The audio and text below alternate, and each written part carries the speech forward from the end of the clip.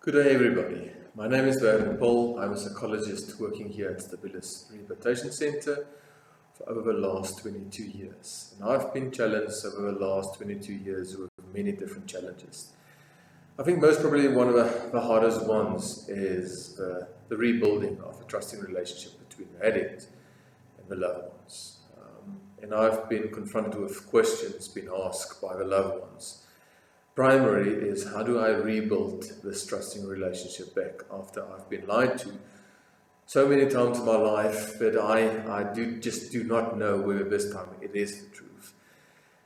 And I think that is most probably one of the hardest things to address today, but I'm going to try to do so.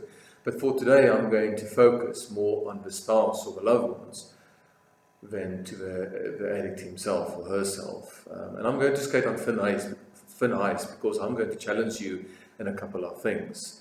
Because I need people to understand that there's dynamics playing out between the loved ones and the addict. And you need to know what part you are playing within this whole story.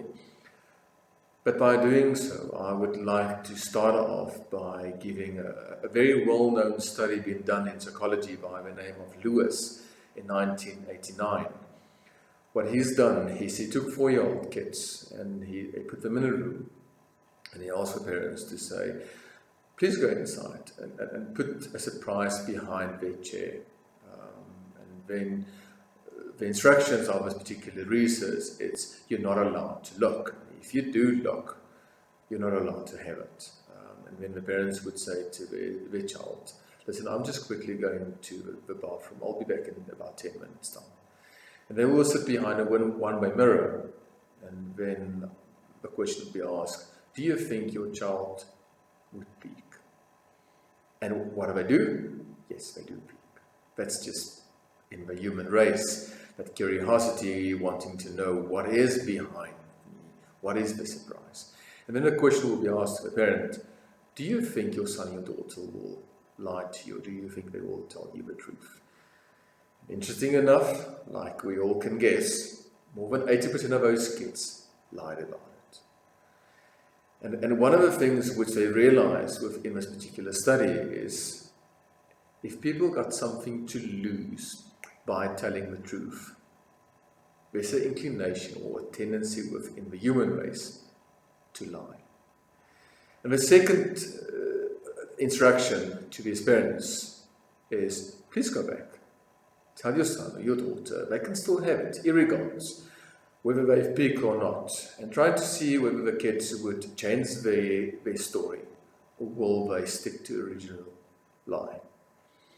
And still there were a lot of these kids which stick to the lie and decide, listen, I just don't know whether it's safe by telling the truth. Whether my mom or my dad will then all of a sudden change their part by saying, okay, thank you, but you're not going to have it. But there were a certain percentage of those kids who finally changed their story and said, Mom, I did, or Dad, I did. And I think the second part to that story was trying to tell the loved ones is, if you can create a space where your son or your daughter, your husband or your wife feels safe to tell the truth, there's a far more bigger tendency for them to tell you the actual truth. And I think that's a part which I would like to tap on. And I've said this so many times in my life to loved ones when I do see them. If we are going to sit with this within the session, I would like you to create a space where your son, your daughter, or addict feels safe enough to tell you the truth. But if you are not willing or you can't create that space, it's better not to have this particular session.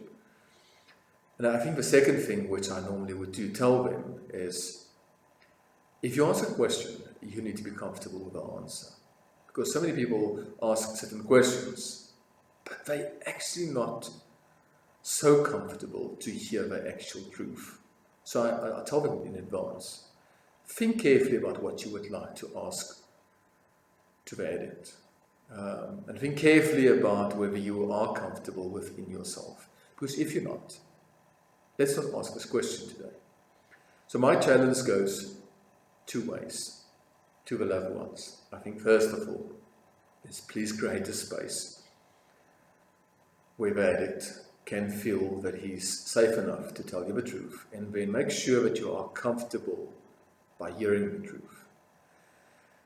Because if you're not, you need to understand that there most probably will be a lie, and then the whole vicious circle of I cannot trust him.